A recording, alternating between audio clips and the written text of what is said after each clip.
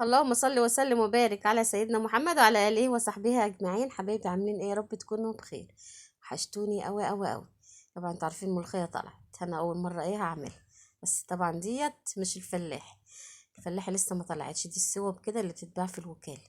ومعانا بقى ايه 3 ورق كده حلوين، ومعانا الطماطم قدامنا دي. طبعا مش هعرف النهارده الفيديو كان طويل قوي.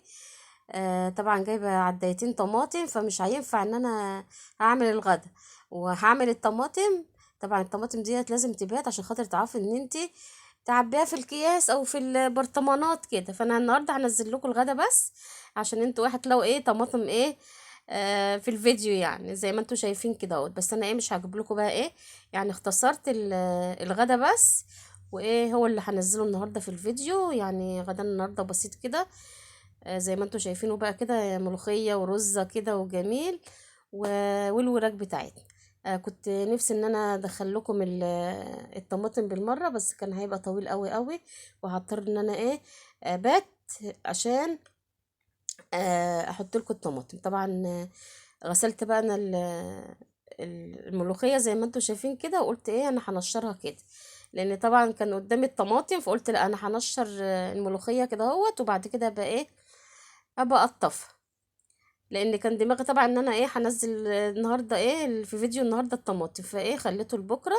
وقلت ايه هنعمل لكم النهارده الغدا بس. غدا النهارده زي ما انتم شايفين كده اهوت، ملوخيه الحلوه والوراك وشويه رز. معلش انا عدتها تاني، بس حبيت برضو ايه اعرفكم الحلل المحطوطه ديت محطوطه ليه. طبعا محطوطه عشان خاطر الطماطم اللي قدامكم الحلوه الجميله دي. او زي ما انتوا شايفين كده هنشرها بقى. قلت ايه عبال ما اخلص الطماطم والكلام ده كلته، حتى دي كنت غسلتها، كنت ايه بعمل بسرعة. فالظروف بقى اللي حصل ان انا ايه عملت الغدا لوحده من غير الطماطم. اهو زي ما انتوا شايفين كده اهوت، حتى الحله هي كانت محطوطه. وبكره هقول لكم بقى ايه إيه اللي انا عملته في الطماطم، عشان خاطر ايه تقدروا ان انتوا ايه تخزنوا الطماطم بتاعتنا النهارده. اه زي ما انتوا شايفين كده اهوت، حطيت بقى الوراك وغسلتها، وحطيت بقى بصل وطماطم وورق الغار وفلفل اسمر والملح. نعمله بقى شويه شوربه كده حلوين عشان الملوخيه بتاعتنا الحلو. اه زي ما انتوا شايفين كده اهوت. وقطفنا بقى ايه الملوخيه بعد ما نشفت، وكنت قاعده انا وجوزي بقى، وجوزي هو اللي بيصورني. وكنا قاعدين بقى بنشربوا شاي، وبقى زي ما انتوا شايفين كده بيشرب سجاير، وكان عمال بيتكلم معايا. وزي ما انتوا شايفين قاعدين بقى ايه القعدة الظهرية ديت الحلوة كده اهوت. وبيني وبينك لما يكون جوزك قاعد بتعرفي تعملي الاكل براحتك، ما تستربعيش بقى ولا تقولي لا ده بسرعة انا هعمل اكل عشان جوزي ايه هيتأخر بتاع. لكن لا، النهاردة هو كان قاعد معايا كده اهوت، فعملت بقى ايه الغدا براحتي، واللي انتوا شايفينه كده اهوت. وخلاص ديت بقى ايه كانت خلاص كده ايه فصلت الجلد عن العظم كده اهوت الوراك. وقلت ايه هطلعها. وبعدين ما قطفت بقى الملوخية قعدت بقى اخرطها، وهو برضو ايه اللي قاعد يصورني وهو قاعد. طبعا اهوت زي ما انتوا شايفين كانت الملوخية حلوة وجميلة كده، وكانت نشفت. بس انت لازم بقى في الوقت اللي هي الجديدة دي لازم تسيبي ايه عنقود شوية كده من الملوخية، عشان خاطر تديكي ايه انها ايه تكون حلوة، يعني فيها عرق وكده، عشان هي لسه دلوقتي رفيعة، مش الفلاح العريضة الحلوة دي. كده بقى ايه قلت اعمل ايه شوية رز. كنت طلعت بقى الوراك وحشت بقى ايه شوية شوربة عشان خاطر الملوخية.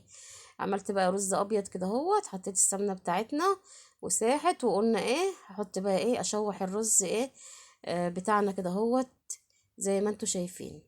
قدحت بقى السمنة، وقلت ايه هحط بقى ايه الرز واشوحه كده زي ما انتوا شايفين اهوت كده اهوت. قلت بقى ايه رز ابيض يبقى ايه يبقى في طبيخ في الملوخية بتاعتنا الحلوة من غير ما نعمله بشعرية او حباية وحباية. كده اهو زي ما انتوا شايفين، وغسلته حلو وخليته زي الشمع كده اهوت. وحضرت بقى ايه شوية شوربة على قد الملوخية ايه بتاعتنا. الملوخية اللي انتوا شايفينها ديت كانت كيلو ونص. طبعا العروق هي بتوزن معاكم في الميزان، لكن الورقة بتبقى ضعيف. اه زي ما انتوا شايفين كده اهو. حطيت المية دي كانت سخنة كده اهوت بسرعة زي ما انتوا شايفين. وانا ما بكيلش الرز، عشان خاطر هي ايه ببقى عارفة بقى انا ايه مقدار الرز. اهو زي ما انتوا شايفين كده اهوت. ولو انت عامله 3 كوبايات ممكن تحطي كوبايتين حسب الرز اللي انت عاملاه عشان خاطر ما يعجنش معاكم. بس كده اهو بدأنا ايه نعمله بقى ايه في الملوخيه. الملوخيه بقى هي زي ما انتوا شايفين حطيت شويه شوربه صغيرين. والملوخيه ديت ايه ما هيش كتير، يعني ايه تحطي ايه حبه شوربه صغيرين عشان خاطر ايه ما تبقاش ميه معاكي كده، لان تكون فيها ايه عرق كده ايه وجميل. وحاطه طبعا السمنه اهوت على البوتاجاز عشان خاطر ايه نعمل الطشه بتاعتها. اهو زي ما انتوا شايفين كده اهوت. وبقول لكم يومكم نادي وحلو زي الفل. وزي ما انتوا شايفين انا سايباها شويه انها ايه تغلي سنه بس. بودي الكزبره والثوم. الثوم كنت لسه مطلعاه من الفريزر وهتشوفوه دلوقتي كده وانا حطاه في الطاسه. حتى ايه كان جامد شويه. كده اهوت زي ما انتوا شايفين مش هخليها تغلي. هروح طافيه بقى ايه عليها. اهو زي ما انتوا شايفين كده اهو واروح عامله بقى ايه الطشه بقى ايه بتاعتنا الحلوه الجميله. بصوا التوم بقى ايه هنا كان جامد شويه عشان كان في الفريزر. اهو زي ما انتوا شايفين كده اهوت. ده بوريكم اهوت رحت شايلاها بره بقى الطاسه شويه عشان خاطر ايه ما يتحرقش التوم بتاعنا. كده اهو زي ما انتوا شايفين اهوت. قعدت بقى اعملها بالشوكه كده اهوت. وبعدت طبعا النار عن الطاسه عن النار عشان التوم بتاعنا ما يتحرقش ويتمرر معانا. اهو زي ما انتوا شايفين كده اهوت عشان خلاص كده ايه هنبداوا ان احنا ايه نحطه بقى ايه غدانا عشان خاطر الملوخيه تبقى ايه لسه ايه بنفسها كده الحلو والسخن. اهو زي ما انتوا شايفين كده اهوت. حطيت برضو الكزبره، حطيت حبه كتير كده حلوين لان طبعا الملوخيه بقى بتحب الكزبره والثوم كده ليان. اهو زي ما انتوا شايفين كده اهوت. وطبعا فضلت اقلب فيه عشان خاطر الثوم بتاعنا ما يتحرقش. كده اهو زي ما انتوا شايفين. وطبعا الملوخيه طفيت عليها مخليتهاش تغلي عشان ما تسقطش. اهو زي ما انتوا شايفين ومش بغطيها. اهو زي ما انتوا شايفين كده رحت واخده بالحله كده ورحت طشه كده ايه في الطاسه بس ما عملتش بقى بس كده اهوت كانت خلصت الملوخيه بتاعتنا وزي ما انتوا شايفين وزي العسل وحلو.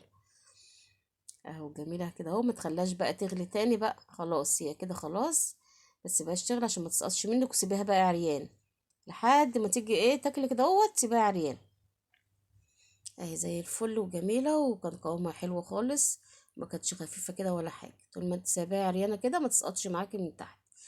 هنا بقى عملنا وركين بس انا وجوزي وقعدنا ايه نتغدى. اهو زي ما انتوا شايفين كده اهوت. كان الاكل بقى سخن وجميل. اهو زي ما انتوا شايفين كده اهوت. رحت ايه من هنا لهنا كده اهو سبتها لما تتحمر. وكنت بقى في نفس الوقت بنغرف الرز وبنغرف الشوربه. بس سبت ايه الملوخيه بقى ايه والوراك دولت ايه كده الاخر واوريكم بقى كده ايه كان غدانا النهارده كده حلو وجميل وزي العسل وبارك الله فيه في الاكل طبعا. وبارك الله في جوزي طبعا لان هو اللي كان بيصورني النهارده وربنا يخليه ليا يا رب. شويه حته المخليه الحلوه الجميله ديت وحبه الرز بقى. وانا قاعده بقى وهو بيصورني كده وكنت منشكحه بقى خالص. ده كان غدانا كده النهارده وبقول لكم السلام عليكم ورحمه الله وبركاته.